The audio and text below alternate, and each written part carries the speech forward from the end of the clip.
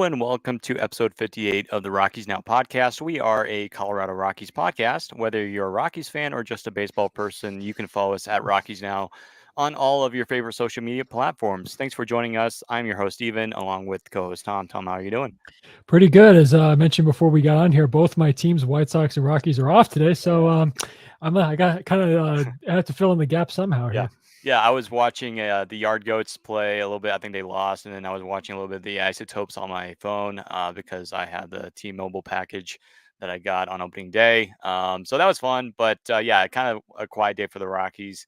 It's been, I think, over a month since we did our last podcast. So for those who are listening on Spotify or Apple Podcasts, you might be wondering, where are the guys at? Like, where's the podcast? I hope you guys didn't stop. We're back, and again, we wanted to do this maybe about a week ago, but again, like, life is busy, and again, we can't do this extremely often like we did in the off season. But happy we're back and ready to do this show tonight. But yeah, like we've been talking about on the recaps, especially the last couple of recaps, the Rockies, they're on a 7-game winning streak, the best streak in baseball, the hottest team in baseball. And who would have thunk, right? This is a team that, started the season 8-28 about a week ago, a little over a week ago. And they're going to the Giants series. And, the first 2 games weren't great, but you could tell that the Rockies were starting to turn things around. They were starting to play a little bit better. The starting pitching was improving a little bit. The offense was starting to wake up. Because I feel like for the last month, the offense has not really clicked at all up until I feel like this past week, because there's been a couple of games where the Rockies offense was there in the games. I remember that game in Toronto, the first game where the Rockies won. I think it was like 12-4 or something like that. But the offense has been, very inconsistent up to the point where it was going into the Giants series, and we started seeing the offense improve in game 2. The Rockies, I think, scored 6 runs in that game. However, I think they lost. It was like 8-6 or 9-6. And then game 3, Rockies won 9-1. And then I think that really helped the momentum go into the Rangers series, which they swept the defending World Series champions, Texas Rangers. And then going to the Padres series, the question was, can the Rockies keep this going? Can they stay hot? Can they bring the bats to the road? And here's the thing, though. The Rockies, they've been kind of, the same on the road and at home. Like, they haven't been good, period. I mean, in some ways, you look at the Rockies this year, like on the road, they've been actually good offensively, where at home they've been good with pitching. It's kind of weird how that works, but it's been clicking for the Rockies again for the last week, and it's really great to see after the horrendous start that we had to the season. But again, it's nice to see, even though the record's still bad, it's nice to see that the Rockies, they're not giving up, and you can definitely tell the players are having fun. Yesterday, Jordan Beck hit his first career home run. There was a silent treatment. The dugout was, smiling all ears. It was amazing. And so again, there's good vibes going on in the Rockies clubhouse right now. Yeah, I like to think I can't remember exactly what you and I said, but after that opening night loss of 16-1 in Arizona, we kind of thought, I think I remember looking at myself, looking at the TV going, okay. Well, hope that's not a sign of things to come. And then, when you think about it, we did end up losing that series. And then it was a bit of a struggle because the games and series went on. You'll say you win 3, you lose 3, then you win 1, you lose 2, then you win 1, lose 2, win 1. It's like a pattern. Every couple of losses you win, the Rockies, every several 3, 2 or 4 losses, the Rockies then go on to win 1. But it just seems to me that, I don't know about you, but it somewhat seems, since that just disastrous series in Miami, things seemed a little better.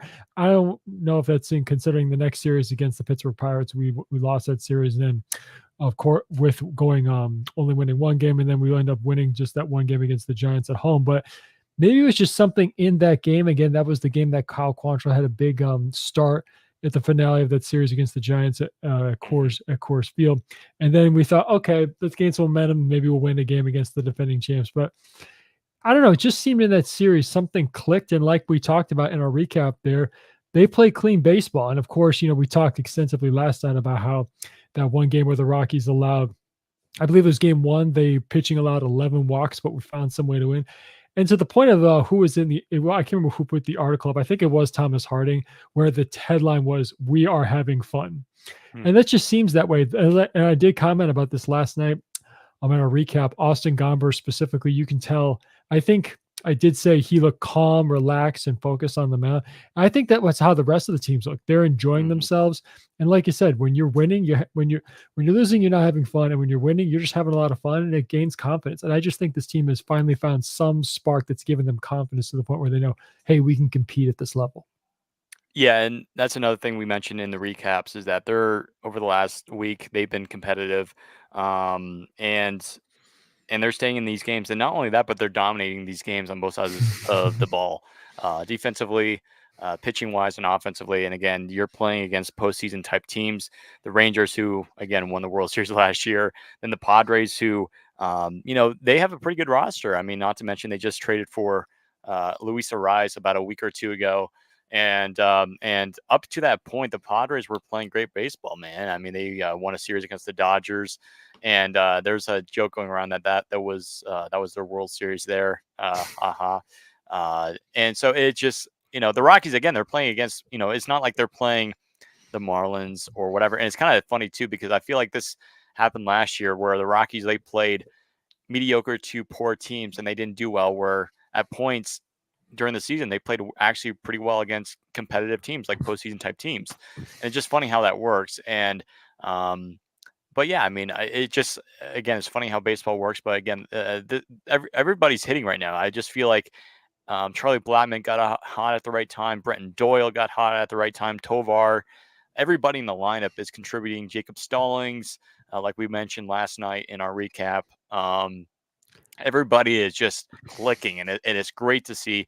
And again, a big shout out to Austin Gomber because this is a guy that the Rockies acquired in the Nolan Arenado trade. He was the number one guy that they really were going for in that trade. And of course, we know the past few years has not been friendly to Austin, except 2021 he was great until he got injured at the end of the season and he had to sit out the rest of the year.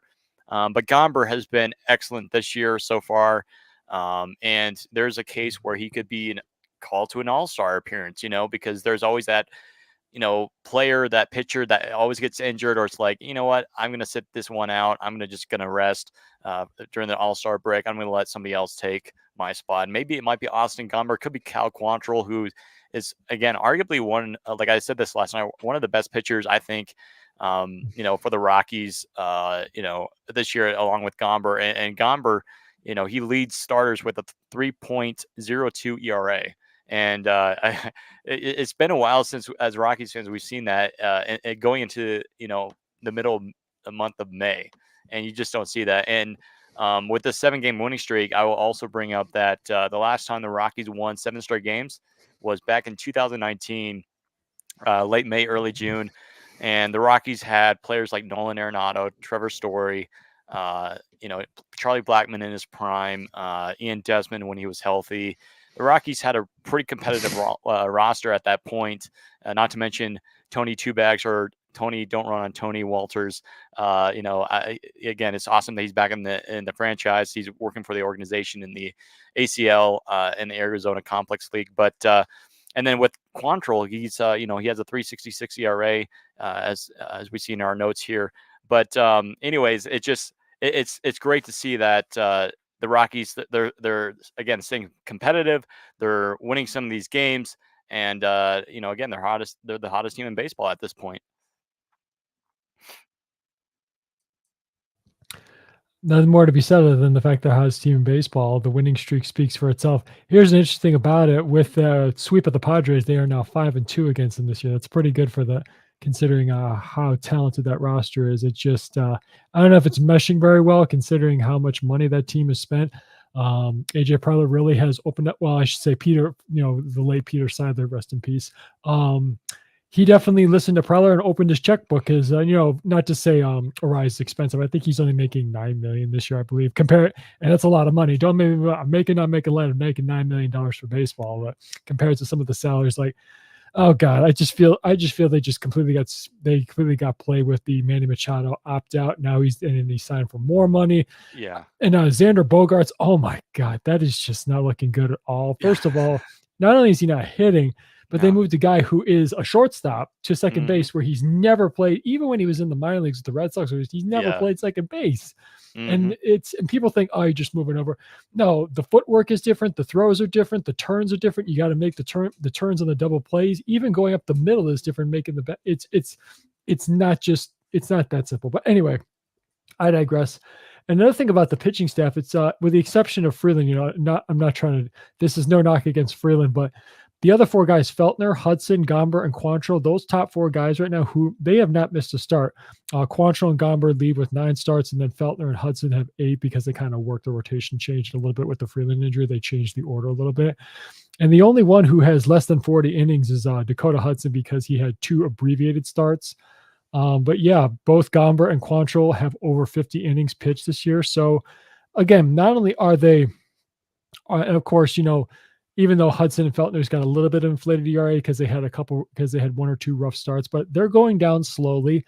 And the truth is, not only are the Rockies starting pitchers eating innings, they're giving them quality innings because we Mhm. can go back and look at their pitch logs and find quality start after quality start after quality start, especially for Gomber and Quantrill. So as you and I have talked extensively, not just on here, but of course off via text, and I think who was it? It was either Kenny or Lux. Sent this to me via Twitter. Shout out to those two, by the way. Said, "Hey, those two can be all stars. They're making a case for it if they keep pitching for it." And we'll get to the position players in a minute, but yeah. And again, my guy Victor Vodnik, he continues to have good outings, and like I said, we comment before. I think I like Jalen Beeks at the back end, even though some people say they're eerie about having a lefty as a closer. But hey, a lot of successful lefties have been closers. I mean, I know I'm comparing apples to oranges here. I'm not saying Jalen Beeks is this guy, but Aroldis Chapman did it well for a long time. Give it a shot. So, and again, we've had hiccups, but like we said, the team seems to have an aura of confidence and just seem like things are starting to click a little bit. So hopefully, when this streak ends, hope it doesn't end anytime soon. There, knock on wood. Mhm. It's only a brief. It doesn't lead to a long drought, I should say. But Mhm.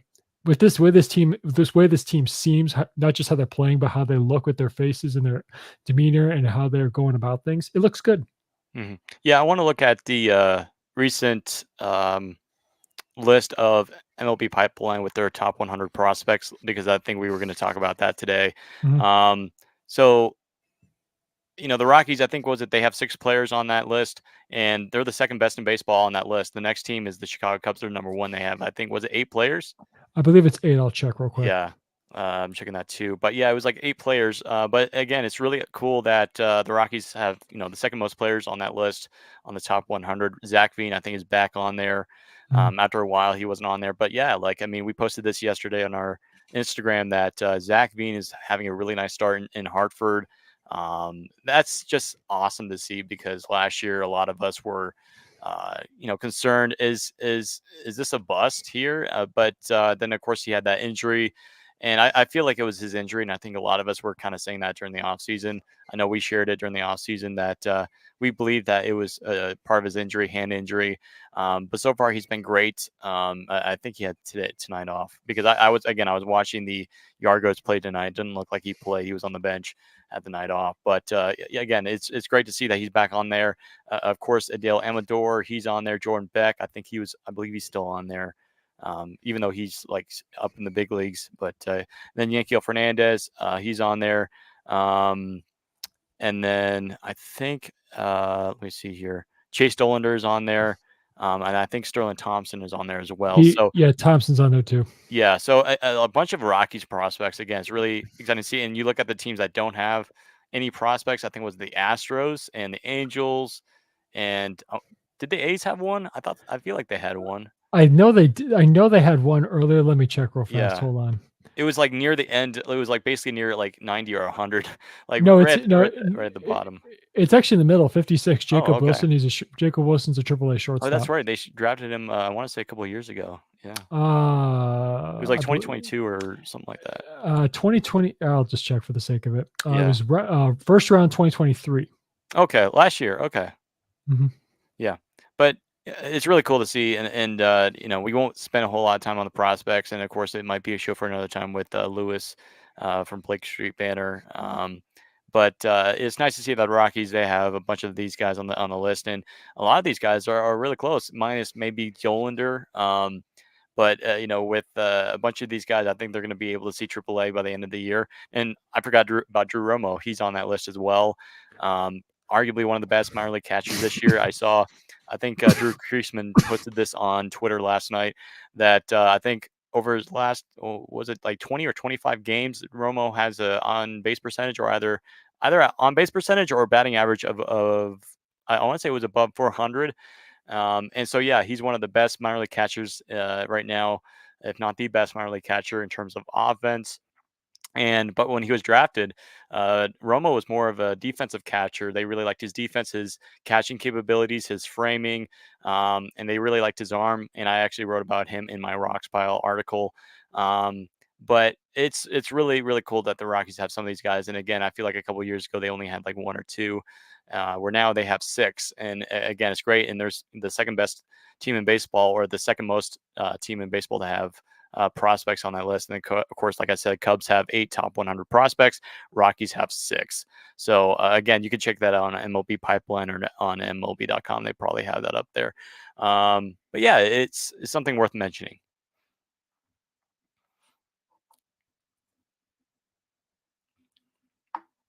Yes, indeed. And just to go off it, the Angels have 0 top 100 prospects. The Astros have 1. So, Mm. sorry for Mike Trout. It's that's not a conversation we're He's having. got to But get out of there. we'll see. Yeah. First they got to find a way to move that contract. Yeah. But either way, just a little, not that I'm knocking Drew Romo here, but first of all, the slash line's unbelievable. 366, 375, and a 569 slug for a 944 OPS. He has less walks than I'd like to see. He only has 1 this year, in comparison to 28 strikeouts in 123 at bats. That's 30 games played. But he is getting extra base hits. He has 11 doubles. He has a triple. He has 4 home runs, 20, excuse me, 22 RBIs. So not only is he putting up solid production, he's actually hitting the ball hard. So it's good to see. And again, to the point of everybody who is concerned about Elias Diaz, as we talked about yesterday. Hopefully, it's just a sore hand. Hopefully, it's nothing too serious. But like we talked about, Jacob Stallings, who would have thought both Rockies catchers would have a batting average over 300? Hmm. If someone told me that 2 months ago, I would have said, "You're crazy." But hey, it's what we got now, so I can't argue. But if they were going to promote, if Diaz did have to go on the IL, they would have to make a roster move and promote one of the guys, whether it's Romo, MacGyver, or anybody to the 40-man roster. Because right now, Diaz and Stallings are the only 2 catchers on the Rockies' current 40-man roster. But again, as we talked about other All-Stars, Diaz, he's making a case for himself. He's definitely making a case that he wants that for himself to go back and be, if not, probably not the starting catcher, but at least be one of the reserves. So I do see him in that making that case for himself. So yeah, it is pretty good. And the top 100 prospect, yeah, the Rockies have 6. Veen did sneak in there, but Thompson is ahead of him, 1 spot ahead of him at 92, whereas Veen is at 93. But again, as we talked about, Veen is on the mend he's still trying to get back from the injury. Yeah, Lux. Okay. I would Lux like in the I would comments here, yeah. that's Lux. I am hoping that Romo does become better than Diaz. Diaz has been a solid. When we got him from the Pirates, he was a guy who just, not that he surprised anyone. He was a capable major league player, but we never would expected him that he would be an all-star player, which is good. But as we've talked about, it would be sad to again, as fans, we get attached to players. I don't see him coming back. Stallings does have the option for next year, which if the Rockies do choose, I do think he will be the backup for the rest of the year, and they will pick up that option. And I believe next year that Romo would become the young everyday catcher. That's what I see. And I would like to think, again, I don't have my magic crystal ball here, so I can't predict the future. I can't see the future, but that's if all things considered and everything goes right, barring no major setbacks. That's what I see for the Rockies catching situation next year.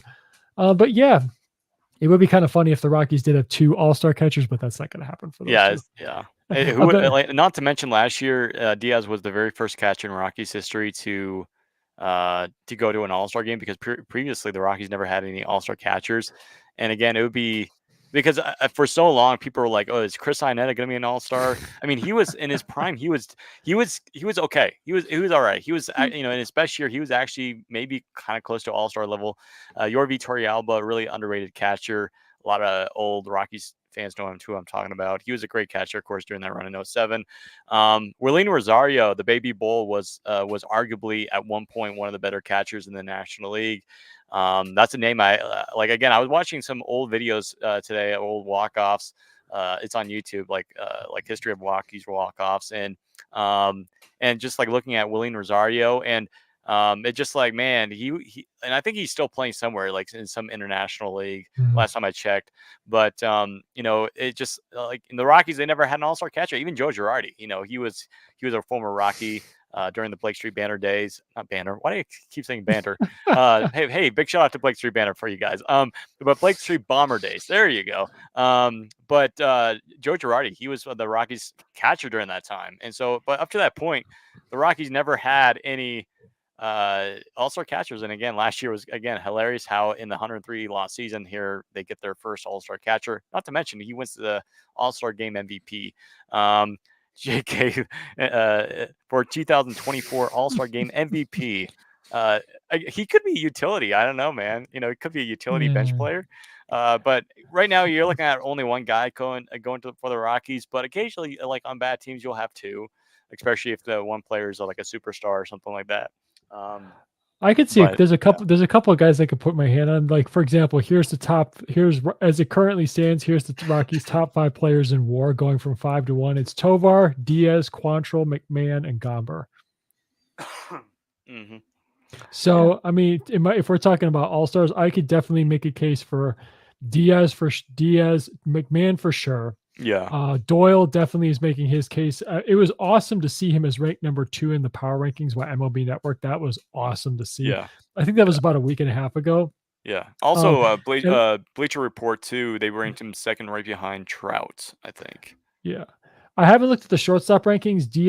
Sorry, why did I say Diaz? Tovar definitely will throw his name in the hat. He could make the top 5 in voting, and I definitely could see because again, I don't think fans are not voting for pitchers again this year. I thought there was rumor they were No, going to change that, yeah, but I do definitely if Quantrill and Gomber continue to make quality start after quality start, they will definitely be in the All Star pitching staff. yeah.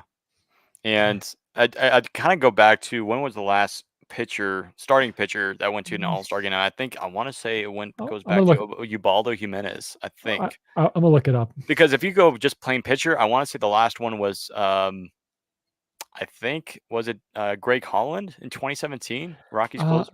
I think that was gr- the last pitcher. I think. I want to. No, Oh Herman no, Marquez. yeah, Herman. Yeah, Marquez in 2021. man, shame on me. Thank you, Lux, for pointing that out in the comments.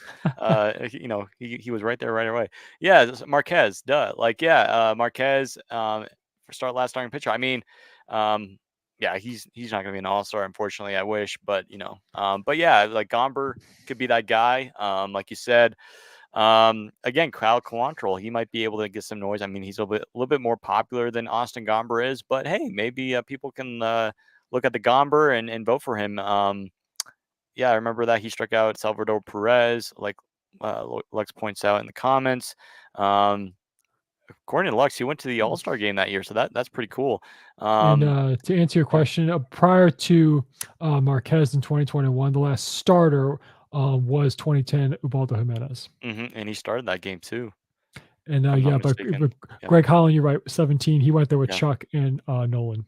yeah. That year, actually, I think it was. I want to say was DJ there as well? I want to say DJ was there as well. I might, yeah, You mean? DJ. I think it was DJ and Holland were reserves, and Nolan and Charlie were starters. Are you talking 17? Yeah, 17 in Miami. Yeah, No, DJ was not there. I I might S- be thinking of another year. It might be 2018. 15, he was there. Okay, 15. I might be. Yeah. Okay. Oh, in Cincinnati. That's right. Yeah. Um. But yeah. So again, it would be really really cool. If Gomber can get there, and then of course, Lux's home run derby, he's mentioning the home run derby. Of course, Story was in there in 2021. Um, any guys that could be in the home run derby? The only guy I could think of would be Rymack this year because again, Well, He's Going he's back he would be go more of a guy that I feel like that would do well in the home run derby. Going back to my history, yeah, no, Trevor was 21. Then they go Yeah, back to Chuck was there in 17, yeah, and Cargo was 16. I think that's yeah. Nolan never wanted to do. People were saying, yeah, Nolan, why don't you do it? He said, I don't want to do it. yeah. He was very adamant. He did not want to do it. Yeah, because Um, again, like there's some, you could get injured or you could pop something in your back or whatever. I mean, there's always a risk, but again, it's really fun to do a home run derby. But yeah, I just remember Nolan was like, no. And yeah, like Lex points out, we never got to see CJ Crone win a home run derby for us, and because that dude could hit bombs, and I was hoping in 2021 that he would sign up for that because I remember that year he was launching tanks for us, especially 2022 as well. But yeah, um, or, like if I had a candidate for this year for the Rockies to be in the home run derby, I'd probably go with Rymack at this point. he leads the team in home runs with 6. Yeah, and nowadays, I feel like back in the day, like the best, like basically, like if you had the most home runs on your team, you were basically a candidate where now almost anybody can join. Like I think Trevor in 2021 only had like 11 home runs and he was in the home run derby, and everyone else had like, or several players of the top home run hitters that year had like 20 or something like that. Like Matt Olson had like 20 home runs by already, but like, now again, it's kind of cool because you get to see some of the players that you never really get to see in a home run derby rather than, the Otanis or the Vlad Juniors, or Julio Rodriguez. But yeah, Well, yeah. no, go ahead. I'm sorry. Oh, I was just gonna say that it would be kind of cool to see a Rockies this year, but again, I really don't anticipate it. But it would be kind of cool. I mean, it's gonna be in Texas. I don't believe the Rockies have anybody in the lineup that's from Texas. Actually, 'Cause I know Trevor Story was originally from Texas, but he's of course with Boston. I know I'm trying to think here. There's nobody that I can recall that's Well, wait, Charlie Blackman. He was Georgia. raised in Georgia, but he might have been born in Texas. I need to check that out. Well, real quick, here are your top 5 home run leaders in Major League Baseball. You got Marcelo Zuna from 5 to 1. Marcelo Zuna, Shohei Ohtani, Josh Naylor, Gunnar Henderson, and Kyle Tucker. I can see Gunnar Mm, doing the home run derby. I could I see could see that. I would definitely love to see Tucker do it. Tucker, yeah, in Houston. He has Or not he has a Texas. he is underrated as a power hitter Yeah, because yeah. all the attention for that goes to Yordan Alvarez from the Astros. That would be again. Have we seen Jordan in a home run derby yet? No, I don't I don't believe think so. so. It's just because I know in MLB the Show, I've had him a couple times in MLB the Show for the home run derbies, and he like wins every single time. And just like I feel like in real life he would win it. I feel like. Oh, Charlie, he was born in Texas, grew up in Georgia. Oh, So yeah, maybe Charlie. He's been in a home run derby before in 2017. So what town in Texas was he born in, if you don't mind me asking? what town? I'm not Yeah, sure. Maybe I'm just Lux curious. knows. Hey, Lux, if you're in the comments still, let us know what city or town he's from, and let us know because again, that's because I feel like he was born in Texas and then he grew up in Georgia, which obviously Lux says right in the comments, but that's kind of Dallas. cool. I just looked it up. It's Dallas. It was Dallas. Okay, well, Thanks for that. it's gonna be in the area, like it's right in Arlington, right in the Dallas area. So Yeah, that's Charlie, the Dallas. That's the Dallas yeah, Fort Worth area. Yep. yeah. All So right. maybe Well, we'll see. maybe he could be if this is in fact his last year, he can be in what do you call it? Those honorary members or something Yeah. like that. Yeah. I mean, he's not gonna, I mean, they would definitely do one if he announced his retirement, but still, it'd be kind of cool. I mean, Come like on, Chuck, Texas announce your homeboy, come on, like do it. come on, Chuck, announce Yeah. your retirement. Come on, dude, let's go. Yeah. Well, let's see you make one final All-Star game. The last one Yeah. he was in was 2019. He Yeah. made 3 consecutive ones: 17, 18, Yeah. 19. And I just remember in 2017, when he was in the home run derby against Bellinger. Bellinger got hot, and not to mention, I do remember, um, Bellinger, I felt like lost, but they gave him a home run that either didn't count or barely count. It was close. I mean, Blackman was super close to moving on, but 2021 though was fun with Story because he got to go to the second round, which I feel like whenever we've seen Rockies guys in the home run derby, they usually never make it to the second round. I think Cargo did it one year. I think it was either 2011 or no, he was an All Star in 2011, but I don't think he was in the home run derby. I think he was in it 2016 in San Diego. But I feel You like a lot of the Rockies hitters, they never make it to the second round. And I don't think any Rockies guys have ever won the home run derby. I don't believe so. I do remember 16. He lost the first round because he Okay. lost to one of my guys, Todd Frazier. Todd Frazier, yeah, the Frazier, the Todd father. Well, I the got Reds' yeah. Todd father, not our Todd father. Well, he was on the White Sox that year. Yeah, yeah. But it was the prior year in Cincinnati, he hometown guy won the home run derby.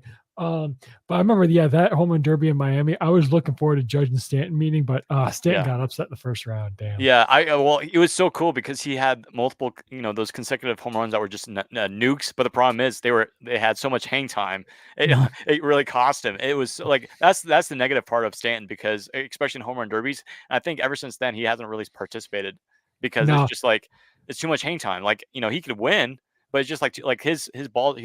He's the type of guy that's like too good at hitting home runs. At least back then, and he's still good at it now. But again, he's aging quite a bit, and he's of course getting older. But like he's almost too good for the home run derby to the point where he can't win.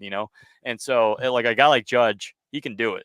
Judge has that ability to go for line drive home runs, and that's what he's kind of done. He can do both. He can do one with very good velocity, you know, um, and high ones, and he can go low. And so but yeah, I think that was given the fact that he won in 16, I knew he'd do it in 17 because again he was on the Marlins that year. But yeah, I knew that was gonna. I had a feeling he wouldn't do it again because, as you point out, it's difficult. It really is yeah, taking that many swings in that short of time. yeah, Because in between rounds, pending when your next round is, you do have some recovery time, but you mhm, still go down to the cage, take a couple extra swings, stay loose. yeah, But taking that many swings in that little time, it really wears on your hands, your wrist, your forearms, yeah. your body. Even your legs are tired at this, especially your obliques. But it's tough. It really isn't Mhm. that hard. It really isn't Yeah, that easy. yeah. But yeah, it was fun seeing Chuck do it. I do remember Jessica Mendoza making a comment about. I think it was her. It was either her or I don't remember, but someone said if they could teach a young hitter to have a swing them off, it'd be Charlie Blackmon. Yeah, And left-handed MLB, hitter, yeah. and my guy in my player in Road to the Show and MLB the Show, I have my stance as Charlie Blackmon. Yeah. I, Yeah, good he's got stance. a. It's a Yeah, it's a simple, effective yeah, stance. I love it. yeah, yeah. I think for me, like, I feel like in real life, my stance is more like I don't know, I forget it's kinda random, but my stance would be more like Mike Trout because I don't know, and whenever I played wiffle ball when I was younger, my stance would be more like Mike Trout. And so for right now, I think it's just random. But yeah, like, again, like Charlie, it would've been cool, and yeah, but, like, Charlie, dude, he was so, so good, I was just thinking about it today, like, he was so good in 2017, 2018, 2019, uh, and again, just, like, looking back and when we think about the seven-game winning streak right now, it just kinda, takes you back and remember the good times and when we had that really good roster of Nolan and Trevor and Charlie, as prime, but, uh but yeah, just go like again going all the way back to the winning streak it's great to see. But I do want to mention some stuff that's going on in baseball. Of course, I know some people have already seen this, but Blanco, I forget his first name. Ronald Blanco. Yeah, Ronald Blanco. He just, I think, was it yesterday, got caught cheating with sticky substance on was it his glove or was it a hand? It was his Um, glove. They found it Glove. in his glove. Yeah, and so he's been suspended for 10 games. That's something to look at. And then, but yeah, I mean, and then looking at other teams. I mean, the Astros. I just saw on my phone. They just won like 15 minutes ago. They won Mhm, 5 straight. mhm. So now I'm kind of concerned as a avid Astro hater, as a lot of us are. Are they back? That's the question. You could say that. I mean, Yeah. um, you could say that maybe they've ripped out of a funk. Maybe a spark has been lit underneath them. I know, for example, they are not. I know one big thing is they're not getting the production they were hoping for out of certain guys, whether it's age or regression due to other factors. I don't know, but Mhm. Jose Abreu, I love the guy for as a White Sox legend that he is. I've nothing but love for the guy. I really hate seeing him struggle like he is, but Singleton, I think it's Singleton who's playing every day at first base or most of the Mhm. reps at first base. Yeah. He's doing the job, and you know, maybe they figure something out. Again, Josh Hader hasn't been as advertised just yet, and when you have a team like the Astros that rely a lot on their bullpen, that can be a problem for them, especially given how I think Espada learned a lot of the tips from the great Dusty Baker. And Dusty Baker has that old school mantra, and I'm not. He's eased up on it ever since he came back into managing from when he took Mhm. a little bit of a hiatus. His modus operandi is work your pitchers until their arm falls off Yeah. because it's kind of an old. He's more of an old school kind of way of managing. But are the Astros? First of all, Ronald Blanco, come on. I mean, You know they're Not a good come on, look. you know they're gonna be checking this stuff. If you're gonna cheat, I mean, Yeah. again, I don't condone what they're Yeah. doing, but if you're gonna do it, try something new or put it Yeah. in a different spot. You know they're checking the Well, glove. it's Come kinda on. hilarious too because, okay, so, you know, people might know that what I'm talking about, but, like, there's a parody page on Twitter, MLB on Facts. It's not on Fox, it's a parody page, and again, I know some people already know what I'm talking about, but anyways, you know, they make this, they make, you know, they make funny stuff, make funny like, content, comments, and all that sort of stuff. Well, anyway, they made a post kinda like what, you know, you would kinda see in a regular MLB on Fox or just MLB Mm. post. Well, anyway, they made a hilarious post about him, like, admitting that he cheated and that, yeah, we're the Astros. I cheated because we're the Astros and all that. Well, he took offense to it and he thought it was serious. He's like, I never said that. And it's just like, dude, it's a parody. And it's just like, you know, again, it's a bad look on him. And again, the Astros, it's just like, dude, you need to be better. You know, it's just, you know, a If you bad look for your team, but, you know, well, it's, it's a bad look for him considering he hit, A you know, got a no for header this year. yeah, well, Yeah. first of all, going back the last 2 years, he Yeah. was not exactly doing as well as he did this year, and then, of course, to start the as you said, the no-hitter, and you're still Mhm. pitching effectively, and when this happens to you after you're achieving all this instant success, people are gonna start pointing the fingers at, of course, what the and look at the team you play for. The Astros have a history. Mhm. I mean, Verlander was linked to Sicky stuff for a long time. Garrett Yeah. Cole, who used to pitch for the Astros, he was the first one to noticeably use who was people noticed was using some kind of substance on the brim of his cap. So, I mean, sure, you can try and deflect it, whether you're innocent or guilty. I'm not saying he is innocent, but if you got to have you got to have a thick skin about this because not only did you do something that's against the rules, but also um, look at the team you're playing for and look at their recent history. Mhm. Yeah, another team I want to mention is the Cleveland Guardians. You know, of course, I was paying attention early in the season, but there's like, of course, I think they lost. Was it yesterday to the Rangers 4-0? But Mm, the Guardians, though, they're 10 games above 500. They're 27 and mm, 17, one of the best teams in baseball right now in terms of record. It's kind of interesting. You know, again, I mean, the Guardians, they were a 500 team last year, and of course, they have the number one overall pick in the draft this year. But I mean, right now in Cleveland, things are going pretty well. You know, again, I haven't paid too much attention on their pitching or their offense, but one of those got to be clicking, if not both. I mean, I feel like probably their pitching, knowing their track record of what they've been able to do, and I think Cal Quantrill, former Guardians pitcher, had an interview with the Rockies TV guys the other day, and how they were talking about how a lot of these guys in Cleveland, you know, they are drafted out of high school or college with a very high arm slot, which is very much like Cal Quantrill, high arm slot. And I feel like the Guardians, I mean, yeah, like the Guardians, and kind of like the Rays, they find these guys in the rough and they develop these guys into really good pitchers. And the problem is the offense in Cleveland because again, like last year, the Guardians were one of the worst teams offensively in baseball. If not, I want to say they trailed or near dead last in home runs, and they could have used a guy like Nolan Jones, but it's too late now because now we have him. Thank you so much, Cleveland. Um, but it's just like, wow, I'm happy for Guardians fans because they have a pretty good team right now starting the season. But again, you know, we've seen in years past where teams will get off to really good starts and then they just fall off, you know, by the All Star break or heading after the All Star break going into the second half, they just fall off and they don't recover.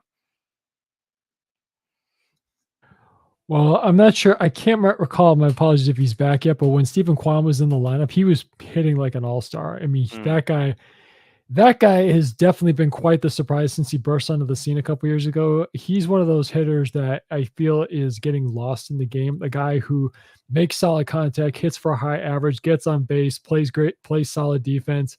A lot of baseball players focus on launch angle, hard hit rate, getting the ball in the air and try and drive the ball out of the ballpark. But when you have a guy who hits for high average, doesn't strike out a ton, and gets on base and does his job in the field, that's a guy who I think every team should have at least one player like that with that kind of profile. And to your mhm, point about the Guardians, they are right now currently 10th and no, ninth in Major League Baseball in team ERA. And to your point about them not hitting a lot of home runs, they currently rank 12th in Major League Baseball in home runs with yeah. 46. So they're doing much better. And I think they're 15th in baseball with on team OPS with 698. So they're as you point out, yeah, they're known for pitchers. They know how to develop pitching, not just Cal Quantrill, Shane Bieber, not Dan Plesac. What was Dan Plesac? Zach Plesac. Zach Plesac, yeah, Yeah. his nephew. But I Thank you. think he's in LA though with the Angels, I think. Correct, but when he Yeah. was in Yeah. when he was doing well, that's the guy Yeah. who came from their system anyway. Gotcha. Yeah. But and I know Emmanuel Clase, one of the best closers in the game. Mhm. So yeah, they do have. If you go back even further, guys like Cliff Lee, CC Sabathia, the list goes on. But yeah, they do have a Jake Westbrook. There's a shot back to the early 2000s. It just popped into my head because he always gave the White Sox a bit of a headache whenever he pitched Yeah. against them. But anyway, the point is, yeah, they do know how to develop pitching internally, which is one of the things that definitely carries them and they can play out. But they've got a good offense that, of course, is led up by Quan and kind of anchored against the guy who not everybody likes, including me, Josh Naylor. But that guy's he's got a strange personality. But whatever, Yeah. Either. Oh, and of course, I can't get out the guy who just seems to be a headache for the White Sox, Jose Ramirez. Yeah. And I'm not talking too. I'm not talking about just the headache that he gave Tim Anderson with the shot to the face. I can laugh about that now. It's the best call of all time, though. Like I know it's from the other side, but it's like down goes Anderson. That was the best call of the year. Down goes Anderson. Yeah, no, Yeah. I can. It's fine. I laugh about it now. It's all good. But anyway, but no, yeah, that's I can't remember. I think I picked the Twins to win that division, I believe. But Yeah, I think you did. Yeah. yeah, and you picked the Tigers, I believe, for sure. Yeah. But I still believe in the Tigers. I'm a Tigers. I'm drinking the Tigers Kool-Aid this year. That's fine. I mean, it's still early. There's definitely a chance that they're both teams are hanging around right now. The White Sox and Royals are in the bottom of the division. So, and it's not like it's not like in previous years. No team except for 2021 when the White Sox won it by a while. No team in the last several years has run away with that division. So, the top three they're still fairly close. So anything can happen in that division. But the Guardians, they are definitely a team to watch out for this season. Yeah. I'll talk first about. I really like some of the young prospects. Kyle Manzardo, really good prospect for them, and then Chase DeLauder. I feel like he's making his strides in their farm system as well. So the Guardians, they have some really good guys that can produce some offense because they need offense. If I feel like they're definitely a playoff team if they have the offense there. And of course they're going to have the pitching there as long as they can stay healthy. And so. Yeah, I mean, and I think the Guardians. I like their manager, of course. Same first name as me. I love Stephen Vogt. I think that was a great hiring. But yeah, I like what they're doing in Cleveland, and they might have a chance again. Like you said, that division is basically wide open until the end of the year. And I will say this about the Tigers. I'm drinking the Tigers Kool-Aid this year. However, their offense, from what I've seen, just following other fan pages and Tigers fans, their offense has not been good this year. And of course, we already know who's at the bottom of that lineup, which we talked about, Javier Baez. It's just that contract, very much like, unfortunately, with the Rockies, his former teammate Chris Bryant hasn't really worked out since they first signed. And so, but they do again, like Spencer Torkelson.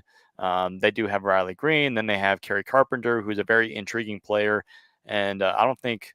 Well, of course, they signed Colt Keith to that big extension this spring or before spring training, but I think he's still in either AA or AAA. So they have, again, like a bunch of these teams, they have a bunch of these prospects that are on the door. But just like looking at some of these teams, I was just like shocked to see the Guardians this well, because I feel like honestly, for me, I haven't heard much about the Guardians in like the baseball media. It's just like 27-17. Well, at least this was yesterday. I mean, I'm not sure if they played today, but it's just like, wow, that team is actually doing really well. And I mean, their offense so far has been okay, and their pitching has been good. So keep going, Cleveland. And of course, I know for you, you'd like to see the Guardians not do well, of course, in your division as a White Sox fan. But yeah, I mean, Tom points this out in the chat here. Tigers are 6th in team ERA and 26th in team OPS. So they're pitching kind of like, they're kind of like the Guardians of last year. Their pitching ERA is good, but they're horrible in team OPS. I mean, again, it's almost the worst in baseball. So their offense definitely needs to, of course, now they this year they're his first year without Miggy, and of course Miggy wasn't really contributing offensively even his last couple of years. So really, it's not a big difference. But again, I think if the Tigers can just tread water until the trade deadline, they could add some pieces, and I'm not sure how Mark Canada's doing. Do you know how he's doing? I haven't I'll really check. checked. Yeah. I'll check for you. Yeah, but like they have some dudes in that lineup that can do well, and like I said, Kerry Carpenter, a really intriguing guy. In rotation together because again they have really good arms. Like I think Matt Manning, and then they have, however, he might be in the bullpen. I'm not sure because I think he's gone back and forth. But Screwball, Turk Screwball, and then of course they have Kenta Maeda, I believe in that rotation. So they have some nice guys in there. But I like what they're doing in the farm system because I think they've drafted a lot of pitchers over the last number of years. But right now, after I think starting this year, I mean, it's not like the NFL draft where it's like, oh, you have needs, but you kind of do look at different position players or whatever you have. But yeah, the Tigers, I think they're doing a good job. But they're kind of similar to the Guardians at this point, and I think they're basically right around the same record. So.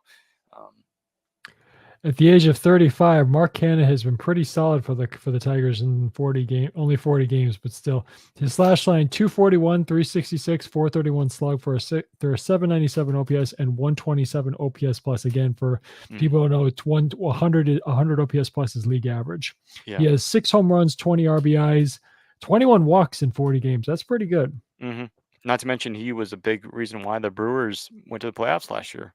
Yeah, he was a contributor. Only played. He went between the Mets and then they traded him to the Brewers. But yeah, he was a big contributor there. Mm-hmm. I can. I'm gonna check. I'm gonna check Scoobles. Shout out to Herb Lawrence from CHGO White Sox. Scooble. That's what his nickname for Turk Scooble.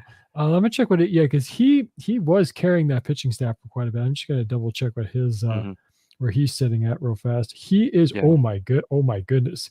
In 8 starts, 2.02 ERA. Woo! That's bueno. He's not a big strikeout guy. Again, I'm not making light of 60 strikeouts in 49 innings, but he's never been a big. He probably won't be a 200 strikeout guy. Again, the most in a full season of his career is 164. But yeah, he. Considering that I don't know if many people may not know this as a pitcher by the name of Casey Mize, who was one of their top picks a couple of years ago. He has been struggling to get back to his feet after Tommy John surgery, but Scooble, again, as a lefty, he's doing pretty well. That's good to see. Good for them again. But yeah, Tigers are definitely someone who could be hanging around for sure. Again, gotta wait and see how the division turns out. But to your point about teams like the Guardians or the Tigers or sometimes even the White Sox don't get talked about much is because the White Sox are in a big media market like Chicago, but they're the second team in Chicago. But again, the smaller markets like the Clevelands, your Detroits, your what's another one? Your Miamis, they just don't get talked about as much because whether they're doing good or not. Yeah, the only time again, what brings eyeballs to the TV or ears to the listen? Yeah, it's people want it. All the big markets want to hear. Let's talk about the Yankees. Yeah. Let's talk. They get their money that way. Yeah, exactly. But only every so often when these small market teams are doing good, which come on, the smaller markets, that's only when they talk about them. So, hey, they're starting to talk about us a little more. So that's good. Yeah. Well, there's the one guy I do want to talk about on the show before we start wrapping things up, Jackson Holiday, because I think last time we were doing a podcast, I want to say he just got called up, or he was getting just about to get called up. He got called up by the Orioles, and I think his first series was in Boston, ironically, where his dad played his first World Series with the Rockies in 07. And he didn't spend a whole lot of time at all at the major league level. Do I have the games here? I just have his batting average. Let me see. Yeah, he only only got 34 at bats. Only got 2 hits in those 34 at bats, and he hit with a 0.59 batting average, so under 100, no home runs, 1 RBI, 2 hits, and I don't know. Like there was a mixed reviews on why they did that. I mean, I think a lot of Orioles fans were like, we want to see him.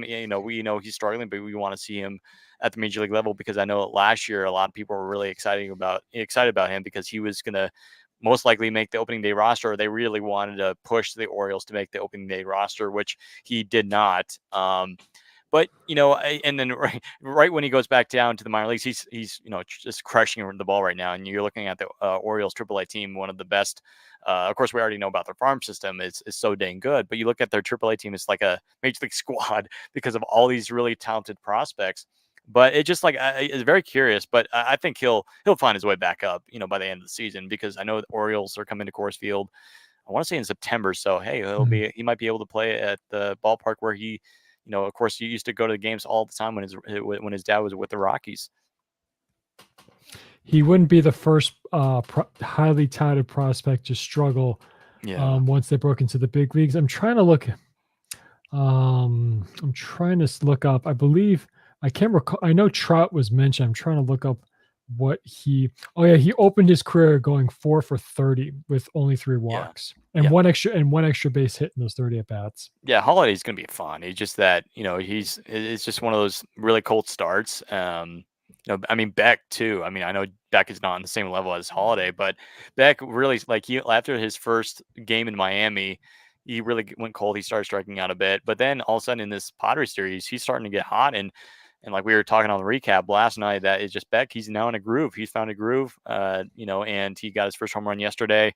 Um, and another guy, and we're kind of going down the list here of prospects here, but another guy that's, kind of had a slower start. Of course, he's been a little bit better than Jackson Holiday and played a lot more. But Jackson Churio, he's hitting 219, 28 hits and 128 bats. But, again, he signed that big contract. And, in the recent game, he went 2 for 4 with a home run. So, Jackson Churio, he's an exciting prospect for the Brewers. And I mean, I think we were talking about the Brewers, I think right before we started the show, but the Brewers, and you picked the Brewers, for the team to win the Central. And by the way, if you want to see our predictions for the rankings and all that, it's on our Instagram page, and I think it's somewhere in our Twitter feed. So you're gonna have to scroll down down quite a ways because it's like back in the abyss. Because when we posted that, it was like back in March. But yeah, I mean the Brewers, they're hanging in there, and they have a good chance. I mean, it's a weaker division in the Central because now you got the Reds who are not performing to the level that they really wanted. The Pirates are kind of around 500 ish. Cardinals, I don't know what they're doing. They're very mysterious. They're kind of a mysterious team, but like we both predicted, we don't really see the Cardinals doing anything huge this year.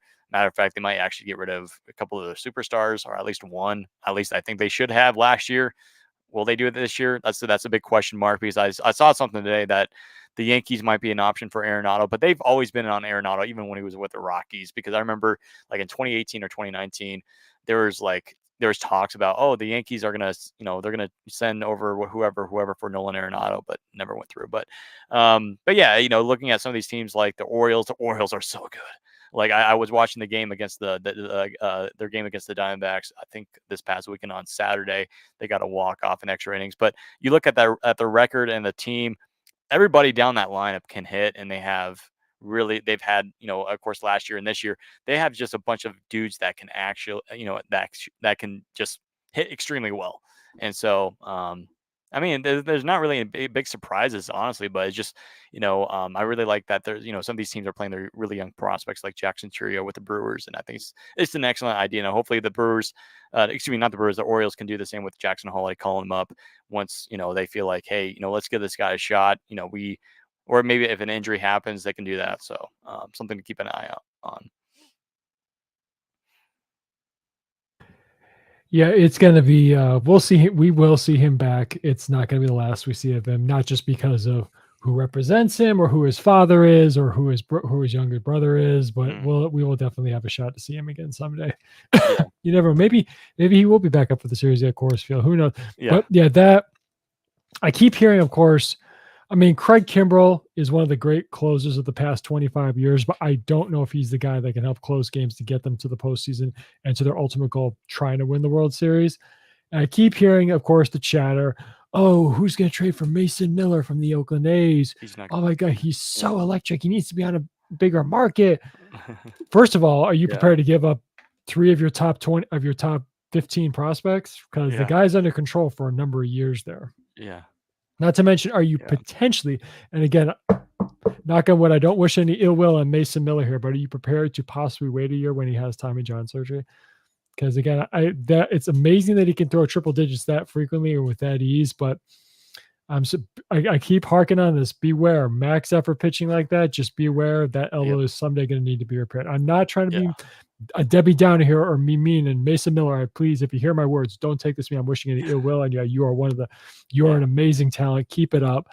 But just again, are you are you willing to sacrifice to win it all? And again, the thing about relievers is it's a very frugal position, can fluctuate from year to year. One year you can have a good year, then a bad year, then a really bad year, then a great year. You know, it's rare to see guys who get to that closer role maintain that level of excellence year after year after year because you're relied on so much. And pitching in Yeah. Oakland is different from pitching in Baltimore or New York, or not Mhm. to say, please, please don't go to the Yankees. Please don't. He's probably gonna go to the Yankees Oh or God. Dodgers. Oh God, God. Dodgers. Oh, that's even worse. Yeah, No, because no, no. okay, so like I just thought of this because like of course I again I mention this every single time we do recap because again I love out of the park baseball. You know, for those who don't know, Yeah. it's a game you can get on Steam or wherever. But like I feel like because I've looked at all that and I think he went to the I want to see when he got traded in a minor league trade with to the Dodgers. I'm like, of course, like even the game knows that he's gonna go to the Dodgers. It's just like but yeah, and when you're talking about injuries, and I think again, it's been like over a month since, or about a month since we did our last podcast, but we're seeing more elbow injuries than ever in baseball, and I think it's like you just said, there's like nowadays you're starting to see pitchers throw over 100 or 99. Back in the day, like you rarely saw guys pitch over 95 or 94, and now it's just like hitters have adapted to that and they can hit all the way up to 100. And so now pitchers have to basically force their up their velocity, and and of course with Freeland, you've had some pitchers say, well, they believe it's the pitch clock, but for Freeland, what's one of the things that he did this offseason? He upticked his velocity, and one of the things that kind of that's and here's the thing too. So his injury is not caused because of the collision he had at home plate in Philadelphia with former Rocky Jeff Hoffman.